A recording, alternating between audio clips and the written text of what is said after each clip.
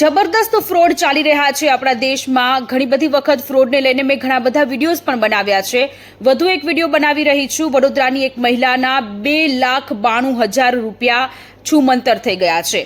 આ વિડીયો અંત સુધી જોજો। જો આ વિડીયો ગમ્યો હોય તો મને ફોલો કરજો, લાઇક કરજો અને કોમેન્ટ કરજો।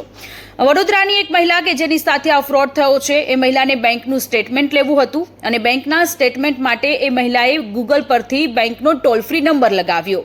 સામેથી એક ભાઈ બોલ્યા, તેમણે કહ્યું કે હું બેંકનો મેનેજર છું તેવું કહી ફોન કાપી નાખ્યો। ત્યારબાદ કોઈ અજાણ્યા વ્યક્તિએ કોલ કર્યો અને અજાણ્યા વ્યક્તિએ એવું કહ્યું કે તમારે એક એપ્લિકેશન ઇન્સ્ટોલ કરવી પડશે।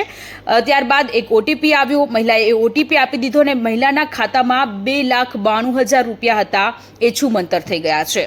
અવેરનેસનો આ વિડીયો હું અત્યારે એટલા માટે બનાવી રહી છું કે ઘણા બધા લોકોને આળસ આવતી હોય છે બેંકનું સ્ટેટમેન્ટ લેવા માટે।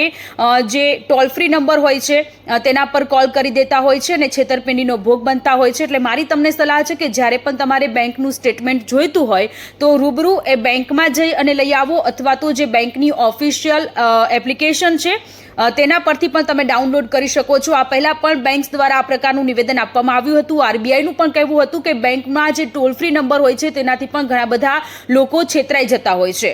આ પહેલો કિસ્સો નથી। આ પહેલા પણ ઘણી બધી વખત આ જ પ્રકારની ઘટના સામે આવતી હોય છે। એટલે કે કોઈ પણ વ્યક્તિને પોતાની પર્સનલ ઇન્ફોર્મેશન ન આપતા, ઓટીપી ખાસ કરીને ન આપતા, ગૂગલમાં પણ ઘણા બધા લોકો ઓનલાઈન સર્ચ કરી અને આવી રીતે ડિટેલ્સ માંગતા હોય છે। ટાસ્કને લઈને પણ ઘણી બધી વખત લોકો છેતરાતા હોય છે।